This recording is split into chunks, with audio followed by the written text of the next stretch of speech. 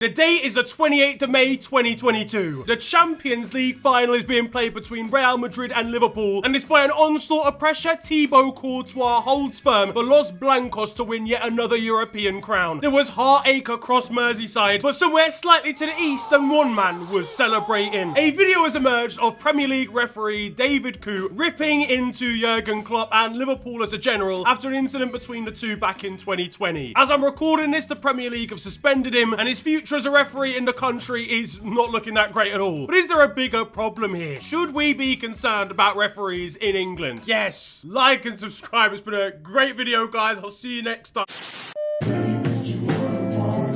What a world we're living in, man. Honestly, I love stories like this, genuinely. We'll get on to why I probably shouldn't, as from a Liverpool perspective, later on in the video. But David Coote has ended up at an afters, ripping into Jurgen Klopp because he doesn't like him. And that, to me, is just crazy. How do you even end up in a situation where you're at an afters with David Coote on your living room sofa? Now, for those that need the video explained to them, it's about 75 seconds long. There'll have probably been a clip already by this point in the video. But in essence, a man who, I don't know, an unidentified relationship with Premier League referee David Coote is sat next to on a sofa.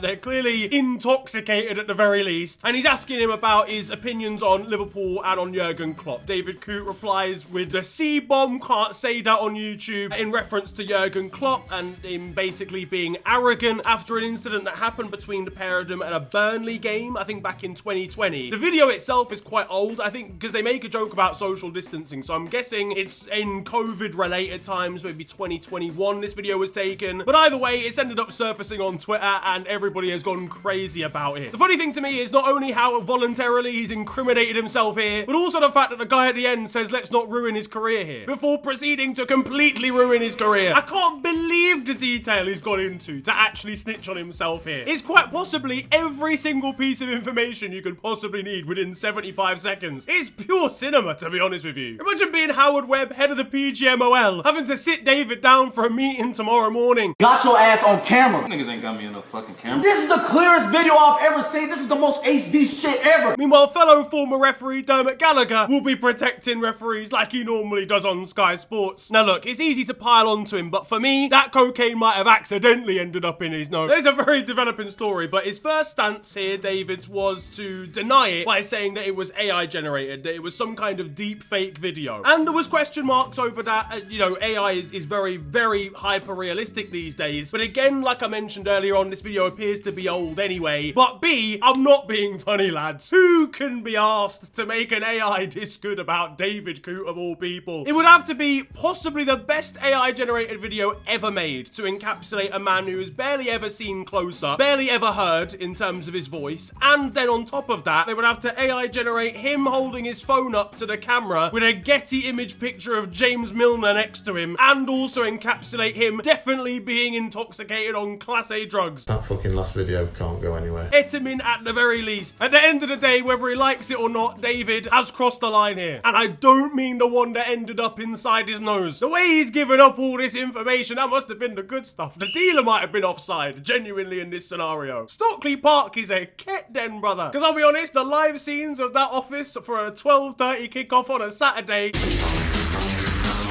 crazy stuff going on in there. My fucking hell, Anthony, this stuff's pretty decent, you know. Wait. Pause. We've got a decision to be made, all right? There's a close offside. It looks like there's maybe a toe or a shoulder in it, maximum. It's the 90th minute of the game. This is a very, very important decision. James, get the lines out. Yeah, that's what I'm talking about. That's more like it, Sam. The thing is, he's so fucked in this video. This is the first time he's hearing it as well. No wonder he's claiming it's not real. He has absolutely no recollection of this night happening. His last memory is on the bathroom floor of Prism nightclub. His jaw looks like it's late for a business meeting, and honestly, this could be the end of him. He'll be messaging some random 26-year-old friend from the local area about the fact he's had his FA refereeing career ruined. The teams that he'll be refereeing in his next set of fixtures after the demotion, it's not gonna quite quite have the same pedigree. Reading, Aldershot, Bracknell. Because he was talking about being socially distant in the video. He's going to be socially distant from his own job. After this is all said and done, someone get Anthony Taylor and Michael Oliver next, I'm begging. If we stop there and go in a little bit closer, that's Michael Oliver's head in the background. I already know Chelsea fans are trying to work out whether they can cancel Anthony Taylor over a parking ticket that he didn't pay back in 1999. We got to get all these dodgy referees out of here. Imagine being Jurgen Klopp, by the way, just enjoying your life in Germany, getting called out on a Monday afternoon by a random English referee. And speaking of running out of energy and leaving the club, maybe David should have left the club a little bit earlier. Now, this obviously brings into question the relationship that David Coote has had with Liverpool over the last few years. The incident in question, we're talking about 3, probably 4 years ago, that made him have this opinion of Jurgen Klopp. And whatever your opinion of Jurgen Klopp is valid. I'm sure there are a lot of people that don't appreciate how Jurgen Klopp was in press conferences. He was often seen to complain quite a lot. I personally obviously am biased. I loved him because of what he did for the club, but also as a person anyway. I can see that he was quite complainy, but that was about it in terms of his negative character. Other than that, he is quite a wholesome man. But there's a genuine chance that's then going to subconsciously affect how he is in regards to Liverpool games from that point onwards. And obviously the first thing that people did was check what Liverpool games David Coote was involved in, or what games he was involved in that affected Liverpool directly. And pretty quickly, they came to Martin Ødegaard playing basketball in his own penalty area when we didn't receive a penalty against Arsenal. We should have been rioting on the streets anyway, even before the context. No context could have accounted for this not being given. Ødegaard basically leans down and picks up the ball in the area. The guy was traveling, NBA style, inside his own 18-yard box. And even more pivotal than that was a handball again that wasn't given against Rodri when Manchester City faced off against Everton. If that handball is given, Liverpool win the league. So yeah, again, a pretty criminal decision. One that I could never understand at the time before this context. One I think that was universally agreed on. There was a bad decision overall. He was also involved when Jordan Pickford wasn't sent off. I actually can't remember what his role was. Someone enlighten me in the comments section. But I know that he was involved in the decision making for Pickford not getting sent off when he clamped Virgil van Dijk's ACL 3 years ago. Maybe one that was a little bit more questionable given he was just coming out to block the ball, but still it was wild. And the PGMOL did end up apologising for that decision anyway. A picture that circulated from a long time ago has a Facebook account of him, and he's got Old Trafford as his banner. This brother's a Manchester United fan. He gave the penalty that got Erik ten Hag sacked from United. He was doing it for the greater good of the Red Devils, ensuring they lost just to make sure that they got Ruben Amorim, a better manager, through the door. It's all starting to make sense. It was all part of the master plan, wasn't it? I'm just happy that surely he'll never referee a Liverpool game again, at the very least. And the last game he was involved in from a Liverpool perspective was us going 5 points clear at the top of the Prem this weekend. And I find this situation hilarious. The packaging of it, I think, is just so great. The environment that he said this in, the fact that he's definitely absolutely fucked in the video, the fact that he said it might be AI, his name, honestly, everything just comes together beautifully, really.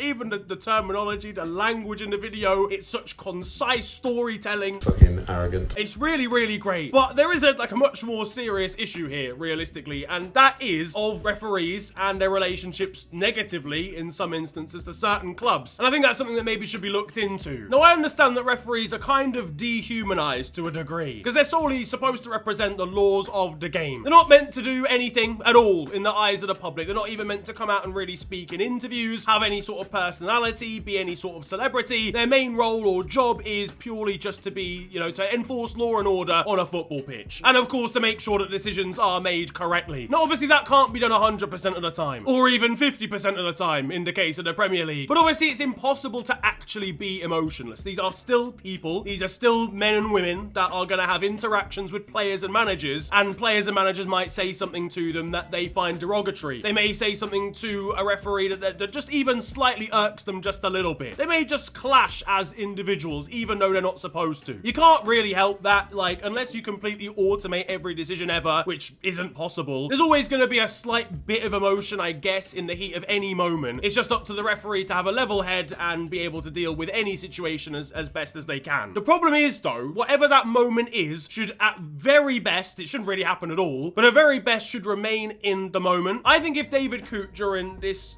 video had said Jurgen Klopp had been a dickhead, can't say that on YouTube, sorry lads, and it had felt like he'd got over it, it was just an incident that had happened, experience as a referee with a manager, not talking about him and his actual character, we'd be having a very different, like, conversation. It wouldn't be ideal. He definitely should have still not allowed himself to be filmed saying that. But at least it would have come across as, you know, well, he was a bit of a dickhead that day, but, you know, it's been calm, not had any issues since, and it wouldn't question his integrity at all. The fact that in the video, he still very much thinks that Jurgen is a dickhead, probably a year later, in which one of these decisions had actually happened that he'd been involved in that I mentioned earlier, being Jordan Pickford versus Virgil van Dijk. It shows animosity. He was still remaining in a feeling of contempt up to the point this video was taken. And maybe even still to this point, to this day, he doesn't really like Liverpool. He doesn't like Scousers, as was said at the end of the video as well, let alone Jurgen Klopp. And the problem is that could have affected judgment in Liverpool games moving forward. That could have led to him, you know, in the 3 years afterwards,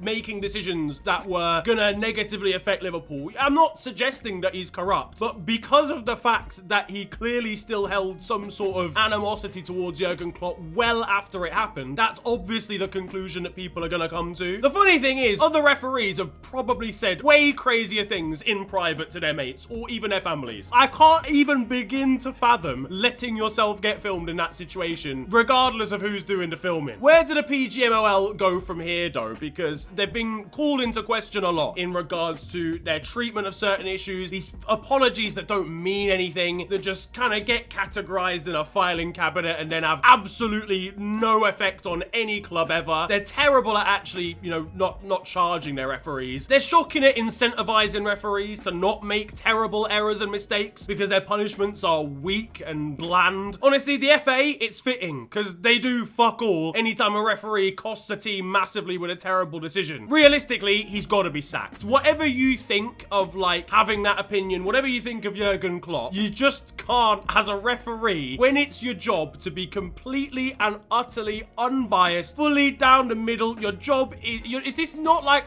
a pundit coming out and saying he hates Jurgen Klopp? As a referee, your one and only job is to be unbiased and to get decisions right in games. And if you can't do one of those things, then you shouldn't be a referee. If he stays in the job, it undermines referees' integrity in the country as a general. So I think obviously they'll do an investigation, they'll conduct an investigation to work out whether it's real or not. It definitely is. And then once they're done with that, they've got to get him gone, because if it acts as a deterrent for other referees to film themselves saying stupid things like that, it's got to be done. But what do you guys make of this one? Honestly, what do you think will happen with David Coote? And is there some level of corruption footballing wise when it comes to English referees? I don't mean systematic, but are there little, you know, decisions that referees are making or based on their maybe favored players or teams? Let me know down in the comment section below. If you enjoyed this video though, feel free to slap a like on it, and of course subscribe if you're new to the channel. You can also follow me on social media. It is at officialfng on Twitter and on Insta. But it's been a pleasure ranting at you guys today. Have a wonderful day, enjoy yourselves, and goodbye.